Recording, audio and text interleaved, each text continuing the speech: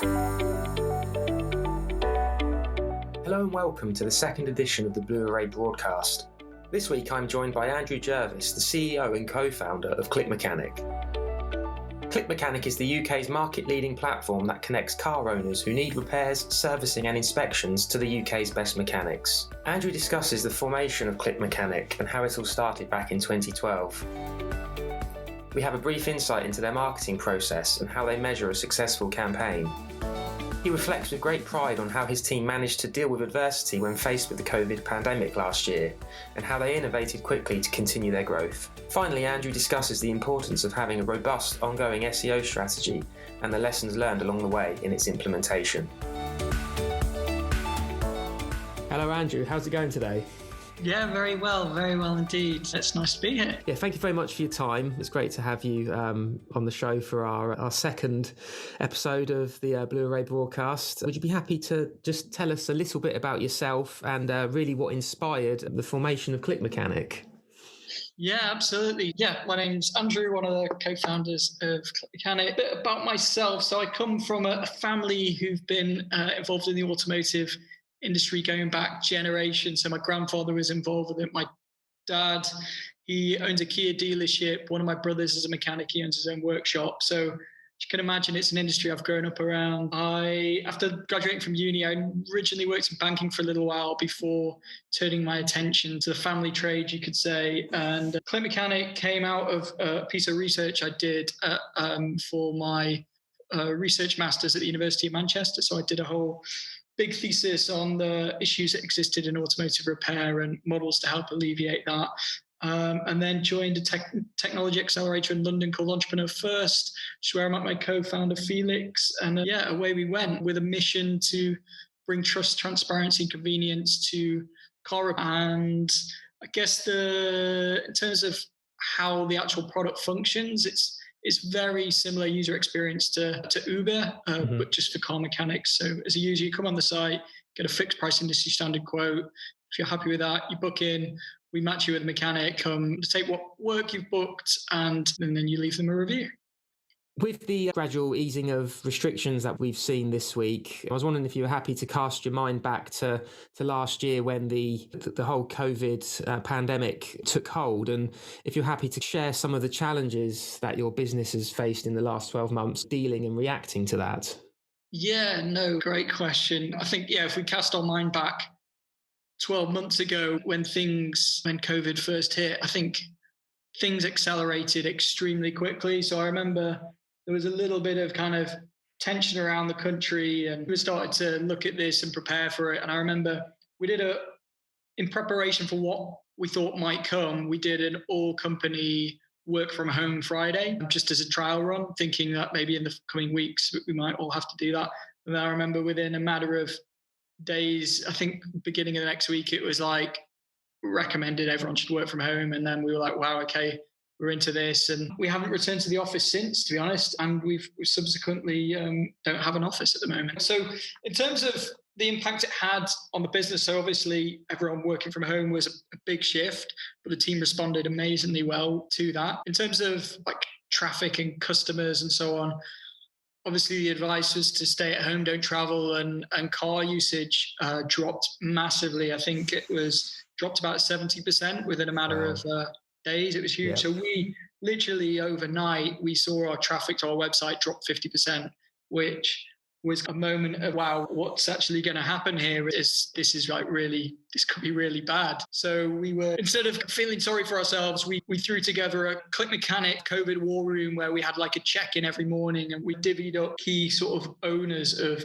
key areas, from like cost saving to realizing opportunities to ensuring that the team were like, in a good spot, because it was quite a stressful time. And I think the team responded amazingly well. So on the opportunities front, we very quickly identified that obviously people still needed cars for essential travel, and so they needed to be maintained. But obviously there was a lot of concern around taking it to a garage and potentially catching COVID or spreading it. So we launched very quickly contact-free repairs, which basically meant you could book one of our mechanics, they would come out to you, and they had a whole series of procedures where you would have zero interaction with the mechanic, contactless payments, etc. So it was a very safe means to get your car repaired at the time. And so we literally launched that in a matter of days. The whole team worked really hard to get that launched. And so although we saw traffic drop 50%, pretty quickly we saw our conversion rate on the site increase 20-25%. And that kind of immediate response led to us acting quickly on other opportunities as well. From what originally could have been a disaster for us at the beginning of March and into April, we rebounded pretty well. And when things started to open up and people started to use their cars more, we were back to posting record months. July and August, we had record months. So yeah, it was pretty crazy, but we came through really well and the team did an amazing job. When you talk about getting that to market very quickly, typically how long would a new kind of product or proposition take in terms of like you fast track that through in a phenomenal turnaround time? Would something like that typically be a number of months to come to fruition? Yeah, really depends on the kind of scope of the product. We try and follow quite closely lean startup principles. Yep. So we're massive advocates for having minimum viable products, iterative design, so getting your first thing out of the door very quick. So yeah, I think in terms of a process, we follow from getting something from concept through to delivery. Essentially, it's a multi-step process from first of all having an idea that gets put in a particular type of document. We call it a nice document, which outlines the problem, gives some data on it. That particular idea then gets scored on the impact it can have on the business, the confidence we have in it, and the ease of delivery. Mm-hmm. And then that particular feature will then be stacked up against other features which are equally marked on that criteria. And then we have a priority order of things we're going to address. And yeah, I think for something like that, typically it would be going through that process and being rigorous about it to ensure that it's something we're confident in and we know we can deliver it. It would be a series of weeks, but we acted much quicker to turn that around in literally a matter of a few days because we thought it was so critical. When you mentioned that you quickly moved to seeing record months coming back through, was that across all acquisition channels, like the market was moving back up, or was that primarily through organic search? Yeah, it was a combination, really. Yeah, I think we managed to do that because a lot of our key KPIs, our really important KPIs, we did a great job in terms of ensuring they were performing very well. So that would include our traffic we were acquiring from paid search, our organic traffic, site conversion. Mm-hmm. We also have an off-site conversion. So when a booking is placed, that doesn't mean that we're guaranteed to be paid for that. We only get paid when a job's complete. So we have an off-site conversion as well. That was working particularly strong. Mm-hmm. So all these things came together to enable us to post these record months. So there's probably, I'd say 4 key things that came together to enable us to do that. And organic traffic was a key part of that. In terms of organic traffic, obviously, because we are an SEO agency, it would be fantastic to know what SEO kind of represents and means to yourself. Appreciate it's quite a broad question. Mm-hmm. Yeah, no, it's a good one and an important one, though. I think SEO is amazingly important to us, like incredibly important. And so prior to ClickMechanic, I'd had some exposure to SEO and realized the importance of it. And I think very early on, when we started ClickMechanic, we started to invest in this area. And it's a channel for us. It's always delivered because it's enabled us to deliver great content that's really useful to users. Once you've invested into it and you start to get that traffic, I don't want to say it's free traffic because there is an investment into acquiring it, but you're not paying per click as you are with paid search, which can amount to a lot of money every month. So once the investment's made and you get that traffic, it's hugely beneficial. And it shows from we do a lot of profitability research we have 1,000 different work items. So we look at the profitability of different work items, different channels, marketing channels, different types of traffic. And without a shadow of a doubt, the most profitable channel is SEO. So the importance of that is critical because it delivers a huge volume of customers. It enables a lot of consumers to interact with our brand. It's very cost effective once you've invested into it, and it's delivering our most profitable bookings as well. So without it, we certainly would not be the business we are. It would be a very different state of affairs. So it's incredibly important. With that said, in terms of kind of responsibility and ownership within ClickMechanic, are you happy to talk around how that's structured and the needs are met internally to deliver on an SEO strategy? Yeah, absolutely. So I guess obviously we work with Blue Array. We work with you guys for a long time. We're very fortunate that Simon is one of our investors, which is amazing. He, from the very early days, prior to him starting Blue Array, he was giving us some pointers and guidance. Obviously, as Blue Array's grown and he's been very focused on that, and we wanted to professionalize our SEO. We've become a client of Blue Array, a paying client, and we've worked with you guys for a number of years. So we see our partnership with Blue Array as critical for giving us the insights we're confident in, because and the delivering action plans which we're confident in, because I think SEO it's not like accountancy where you can go to and get your chartered accountancy or your chartered SEO certificate and you're a fully fledged SEO expert. I think it's a bit of a dark art because the algorithms constantly change. There's a lot of agencies or professionals out there who profess to be SEO experts. And I think it is perhaps an industry where it's a bit of a black box and you're not always sure what you're getting. So to be able to work with an outfit that we have complete confidence in is, I think, key for us to have that foundation of knowledge that we're confident in. So from there, our partnership with you guys, we then have our marketing manager in-house, Kurt, who probably leads on that direct relationship with Blue Array. But because, as I mentioned before, it's such a key and important channel for us, I'm involved directly in that relationship. So I attend the bi-weekly SEO meeting. And we also, our CTO, who's my co-founder, Felix, we involve him as well. And he attends that bi-weekly meeting because since the early days of starting ClickMechanic, he's been involved in everything we've done SEO, and his knowledge, not just, he's got a good core knowledge of SEO, but also in understanding how complex things are that we want to do from a technical standpoint. He can offer a huge amount of value. So yeah, essentially Kurt leads on it from a day-to-day perspective, but from a strategic overview, both the CEO and CTO of ClickMechanic are involved in overseeing it, and that shows how important it is to us. That kind of segues nicely into like my next question, where I found that through conversations with a lot of founders and marketing leads talk around like an SEO first approach, whether that be thinking SEO first when building a new website or how the marketing operation functions. And I was going to ask, like, how do you make sure SEO is always a part of the conversation or kind of all of your team's thinking? But I guess what you've just mentioned, where you're on those calls regularly and have such a focus on it, that probably speaks volumes already.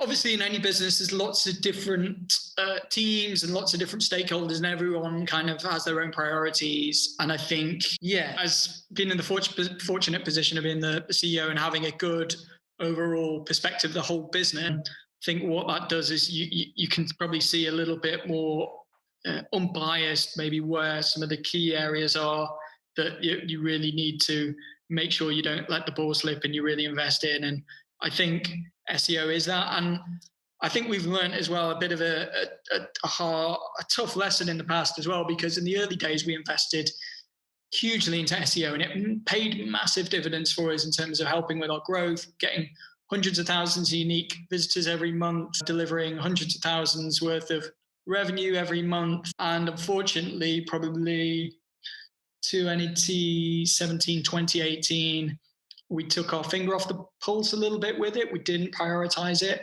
We didn't put any major engineering resource to it. And we thought that we cracked it, but we thought this is an area we needed to invest in.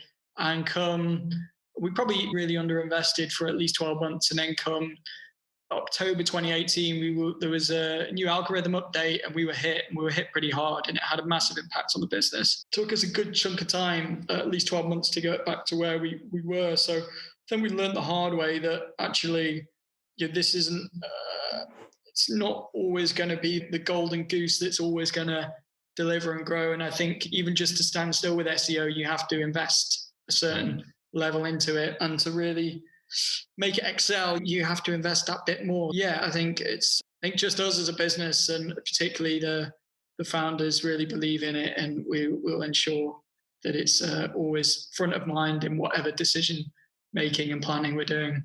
Uh-huh. How do you measure kind of overall marketing success? Do you have a particular framework or kind of set of KPIs to just understand what was a win? What does success look like?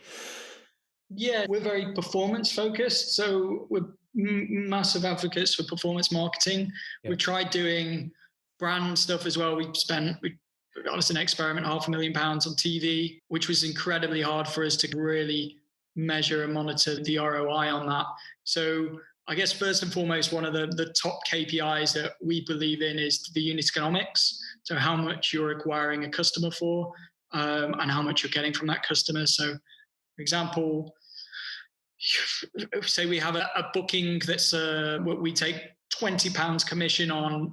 We certainly don't want to be acquiring that booking for more than £20 because we're making a loss on that. So I think the foundation of any good performance marketing is understanding your unit economics, and I'd say that's first and foremost. Sometimes I've heard about, and occasionally you read about these startups that raise huge amounts of funding and they're encouraged to grow at all costs, and they get into a bit of a death spiral in terms of just spending through the nose on like through Google and Facebook to acquire users, but actually they don't fully understand their unit economics and their lifetime value. And actually it transpires that they might be, for example, buying customers at £20 that they're making £10 on. So actually every single, on paper, it might look great. Okay, they're getting all these extra customers, but actually every extra customer they're getting is losing them £10. And like I say, it becomes a bit of a death spiral. So I think first foundation is the unit economics, and that's essentially acquisition cost and revenue per customer.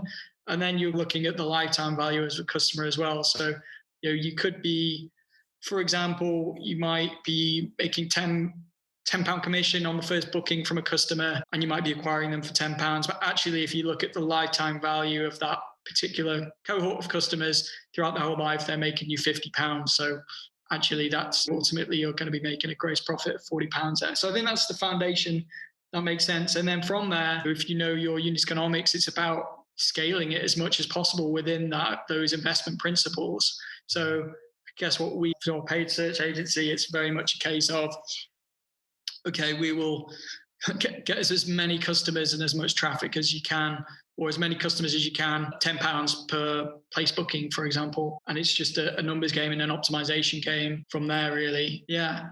You've seen the best and like the worst in terms of SEO and the need to stick with it, and it's an ongoing investment. Do you have any general advice for marketers or business owners who are like at the very start, at the infancy of their own SEO strategy? Yeah, it's a good question. I would certainly say it depends what your expertise and experience is. And if you have very little to none, but you think search is going to be a big acquisition tool for you, you need to find yourself a good partner, whether it be an agency like Blue Array or a freelancer you have complete faith in. I think probably the first port of call is doing an audit and seeing what assets you have, what you've got, and getting the ball rolling with a strategy. Blue Array do sort of audits like that, which we've done a couple of them that have been really helpful. And going back to our super early days, I remember actually when we started looking into this, and Felix, myself, my co-founder, we had some hypotheses around what would make a good kind of SEO strategy, looking at some other verticals like estate agency and so on, and how we could use our own data and information. We put that together in a document, and we had an introduction to Simon, and we took him out for a good old slap up lunch, which I think he thoroughly enjoyed. And he very kindly looked over our plans and gave us a few pointers and a few areas to look at, and said some things were great on it, some things needed to be tweaked. And that was probably one of the most best, however much it was spent on it. So yeah, that was how we started, and that laid the foundations for what we were doing. And then there can be a lot of work you might need to do yourselves, like writing this particular type of content, etc. But I think the best starting point is getting some professional advice on it, whether, through an agency or professional or whatever means. That would be my advice. As a CEO and a co-founder, it'd be interesting to know what excites you and keeps you motivated day to day. Yeah, I think so for ClickMechanic, although we've been around for quite a few years now, in a lot of regards, the headroom and the opportunities and where we can take ClickMechanic is massive. So there's just so much more we can do in terms of fulfilling our mission and our vision of where we want to take the business. Yeah, I think every day we're making progress towards that. And we operate it's like a Google program. Well, a Google program called Objectives and Key Results. Yep. So you might be familiar with, or OKRs. Yeah, a lot of companies follow that philosophy. Yeah. Every year, every quarter, we set our OKRs, and I think it's great. At the end of the quarter, we do a retro. Okay, how have we done? Okay, we've hit these ones. We've just missed these ones. And I think when you go back in time and you look, okay, how far you've come, it's quite exciting. And when you set those future plans and those future objectives and key results, like where you can get the business to, is again just exciting. Yeah, I think in short, it's about fulfilling our vision and our mission for ClickMechanic, and about making progress every day, week, month, quarter, year, towards those targets and goals that we want to do to help make car care easy for everyone everywhere in the automotive space. What is your proudest achievement with ClickMechanic? Proudest achievement? Oh, that's a really tough one. There's a lot. Maybe just because it's at the top of my head and we've touched on it. There'll be a lot. I don't think I can name any single one, but yeah. One in particular that made me pretty proud is the team's response to what happened with COVID. So as I mentioned earlier, things happened and escalated so quickly. And a lot of people were really worried around the country for a whole host of reasons, for their health, their loved ones, their jobs, their security. And we had a meeting with the team. We told them what we thought and what we were planning to do, and their response was amazing, to be honest. We very quickly got a social sec on the case, and we were, as well as working super hard to progress these opportunities or look at cost-saving measures, we had a social sec who was arranging quizzes, online socials, doing what we could to keep morale up, to collaborate, to work together. And it was great. It sounds crazy, but it was arguably some of the best, despite the challenging circumstances. It was, the team spirit had been the best. Although it was still good before, it almost elevated things to a new level. And just to see that was really amazing to see. So I was really proud of the team, of how we responded. And then when we got to summer and we were rocking again and we were posting record months when the industry as a whole was struggling, and we knew there was some garages closing down and so on, we saw some more competitors went out of business. The fact we were able to rally and respond as we did, we were all very proud of that. So that would be one that springs to mind. Yeah, no, that really sounds like it's kind of testament to the team spirit you've got there. That's great to hear. Yeah, thank you. What exciting plans are in the pipeline for the remainder of 2021? As I mentioned earlier, we're big advocates of lean startup methodology. We're constantly launching and deploying new code, new features. And at the minute, we have a big focus on the supply side of our marketplace. We're really trying to invest in the tools and the systems the mechanics use, because we don't want to just be a marketplace that delivers customers and leads to mechanics. We want to be that digital partner. So we're investing in all sorts of features and tools. We're doing regular surveys, interviews with our mechanics, finding out what is it that doesn't quite work for them with ClickMechanic. What is it that they would love to see? And we're investing heavily into the features that those guys can use to make it easier for them to manage ClickMechanic bookings, but also their own customer bookings. We're one of our big pieces of IP is our instant quote engine, and we're constantly investing into that, and we'll continue to do. We're investing into our account management and onboarding function as well, to make it easier for new mechanics joining us to get on board, go pass through all the vetting and so on. So really, I think the big thing for us, the big message at the minute that we've been focused on so far this year, and for a good chunk of the rest of the year, is around, let's make this amazing experience for our mechanics, and become a great partner for these guys so they can run their businesses as well as possible. Fantastic. That kind of wraps up the questions from myself. I've been really fascinated to hear ClickMechanic's story, especially overcoming the adversity seen with the height of the COVID pandemic. So yeah, really thankful and appreciative of your time, and yeah, wish you the best of luck for the rest of the year and beyond. Thanks, David. No, it's been a pleasure coming on and speaking, and yeah, we're massive fans of yours, and yeah, really excited to take our SEO forward with Blue Array. A big thank you to Andrew for giving us some of his time today. I hope you enjoyed the episode, and I look forward to welcoming you to the next show.